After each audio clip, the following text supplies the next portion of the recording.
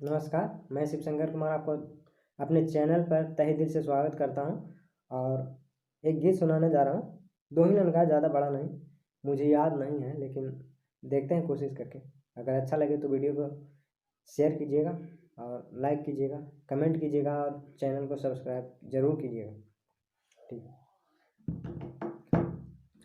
अगल से चूमैया भाभी, बगल से चूमैया हो। अगल से चूमैया भाभी, बगल से चूमैया हो। भैया लोग के चूरल जो बना, हाथे जनटे कैहा हो।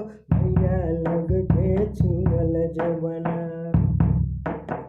अगल से चूमैया भाभी, बगल से चूमैया हो।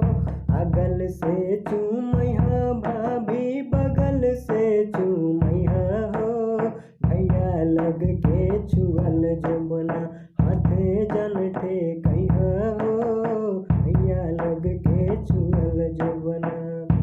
ये दो ही लाइन का था, ज़्यादा मुझे याद नहीं है। तो चूँकि शादी ब्याह में गाने के रूप में गाया जाता है हल्दी चढ़ाते वक्त। तो ठीक है, अच्छा लगे वीडियो तो ज़रूर सब्सक्राइब कीजिएगा चैनल को।